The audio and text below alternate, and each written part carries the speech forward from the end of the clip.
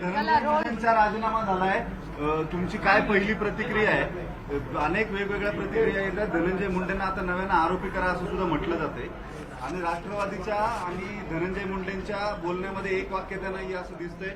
पक्षाचे अध्यक्ष म्हणतात नैतिकतेनं राजीनामा दिला, मुंडे म्हणतात वैद्यकीय कारणानं दिला. मला एक पहिलंच क्लॅरिफिकेशन हे हवंय, कारण का धनंजय मुंडेंचं एक ट्विट आलंय हे तुम्ही सगळ्यांनी पाहिलं असेल आणि माननीय आदरणीय भुजबळ साहेब आणि पुण्याचे पालकमंत्री आणि राज्याचे डीसीएम या दोघांचं स्टेटमेंट असं आलंय जे तुमच्याच चॅनलवर मी पाहिलं की माननीय भुजबळ साहेब आणि माननीय डीसीएम आणि पुण्याचे पालकमंत्र्यांचं असं स्टेटमेंट आलंय की नैतिकतेवर त्यांनी राजीनामा दिलेला आहे.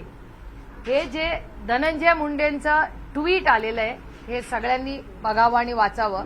त्याच्यात नैतिकताचा न पण त्याच्यात नाहीये, हा पहिला मुद्दा.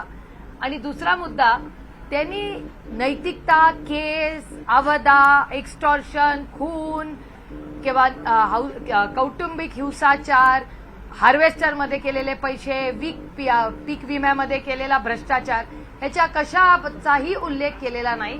त्यांनी त्यांच्या स्वतःच्या तब्येतीमुळे त्यांनी राजीनामा दिलेला आहे असं त्यांचं हे ट्विट आलेलं आहे.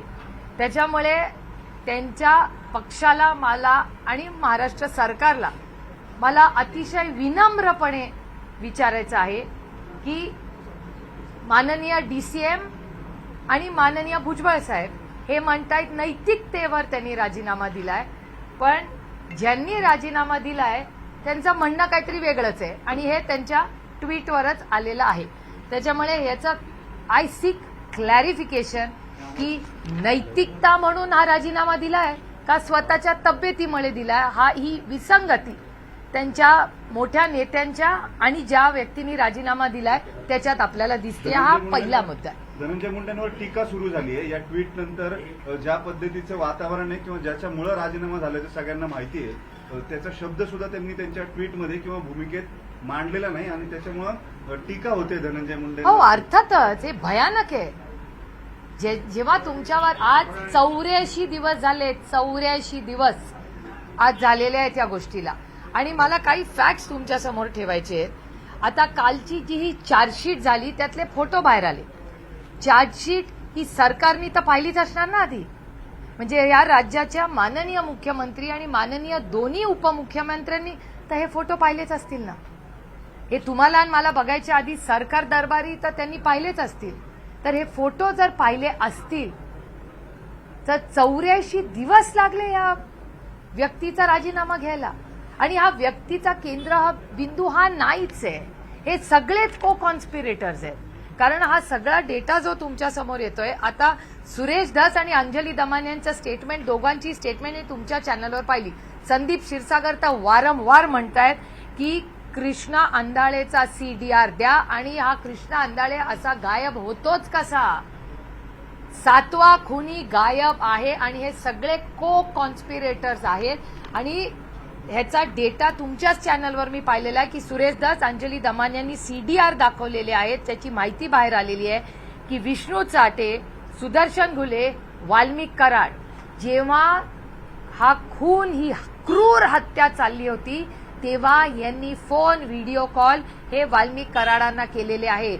वाल्मिक कराडांनी हा फोन ठेवून, तो फोन ठेवल्या ठेवल्या स्वतःच्या फोनवरनं त्यांनी धनंजय मुंडेंना फोन केलेला आहे. हे मी आरोप करत नाहीये, हा फॅक्च्युअल सिच्युएशन आहे जी सुरेश धस, अंजली दमानी आणि सगळ्या चॅनल्सनी दाखवलेली आहे.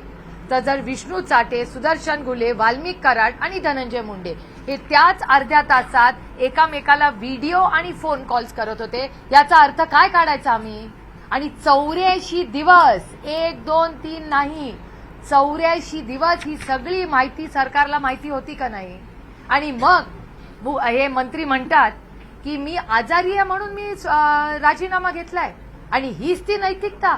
मला खूप विनम्रपणे, भुजबळ साहेब माझ्या वडिलांसारखे आहेत, त्या वयाचे आहेत, मला खूप विनम्रपणे भुजबळ साहेबांना आणि विनम्रपणे महाराष्ट्राच्या माननीय डीसीएम आणि पुण्याच्या माननीय उपमुख्यमंत्री आणि पालकमंत्र्यांना विनम्रपणे दोघांना विचारायचंय की तुम्ही म्हणला नैतिकतेवर राजीनामा दिला, पण ज्यांनी राजीनामा दिला ती व्यक्ती नैतिकतेचा नाही म्हणत नाहीये. ते म्हणतायत मला बरं नाहीये म्हणून. मग आम्ही खरं काय समजायचं? अहो, हताश आहे हा राज्य, सुन्न झाली आहे ही जनता, शॉक मध्ये आहेत. मला जो कार्यकर्ता सहकारी भेटलाय तो पक्षाचा नाही हो, तो माणूस आहे पहिला. प्रत्येक म्हणजे कालच्या तर चॅनलवर मी कधी बघितलं, मीडियातल्या काही मुली रडत होत्या. सहन होत नाही आम्हाला हे सगळं बघण्यात. आणि मग आणि हा राजीनामा नैतिकतेवर 84 दिवसांनी आणि नैतिकता सुचली. आणि नैतिकता तर मान्यच करत नाहीये ते. सुरेश धस म्हणतात नाही, खरं आहे, नैतिकतेने यांची कधी गाठच झाली नाही. धनंजय मुंडे नैतिकता कधी भेटलेच नाहीत. हे जे सुरेश धसांचं स्टेटमेंट आहे ना, ते खरंच योग्य आहे. आणखीन मला एक प्रश्न यांना विचारायचा आहे की हे वाल्मिक कराड जेलमध्ये, त्या जेलमधले कॅमेरे इतके दिवस बंद आहेत. ते काल सगळ्या मीडिया आणि सगळ्यांनी देशमुख कुटुंबांनी जेव्हा न्याय मागितला, मला एक कळत नाही, वाल्मिक कराडला व्हीआयपी ट्रीटमेंट, कॅमेरा बंद, हे होतच कसं? कुणाचं राज्य चाललंय?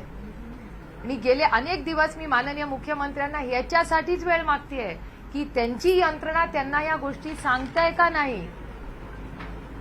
आज या राज्यात चाललंय तरी काय? एक हत्या होते हो, अवधा कंपनी, एक्स्टॉर्शन हा पीएमएलए मध्ये म्हणजे ईडी आणि सीबीआय लागू झाली पाहिजे होती आतापर्यंत. अवधाच्या केसमध्ये, अवधाच्या केसमधल्या मीटिंग झाल्या कुणाच्या घरी? त्याच्यात जेव्हा खंडणी घेतली ती मागणी कोणी केली? हे सगळं या राज्याला कळलं पाहिजे. मी स्वतः पीक विम्याबद्दल जेव्हा दिल्लीमध्ये पार्लमेंटमध्ये बोलले, त्या पार्लमेंटमध्ये शिवराज सिंग चौहान साहेबांनी ऑन रेकॉर्ड सांगितलंय की मी पीक विम्याच्या घोटाळ्याचा, ज्याचा उल्लेख संदीप क्षीरसागरांनी केला, रोहित पवारांनी केला, जितेंद्र आव्हाडांनी केला, सुरेश धसांनी केला, अंजली दमान यांनी केला. आणि ते अजित पवारांच्या पक्षाचे ते सोळंकी ना, त्या सोळंकीन प्रकाश भाऊ सोळंकीनी पण त्याचा उल्लेख केला. अहो, नमिता मुंदडांनी पण केला. पण त्या बिचाऱ्या नमिता मुंदडांनी 3, 4, 5 वेळा मागणी करून करून थकून गेली ती आपली लेख. कारण का तिला माहिती होतं काय न्याय मिळणारच नाहीये. त्याच्यामुळे बिचारी नमिता मुंदडा जी न्याय मागत होती ती कंटाळून गेली या राज्याला.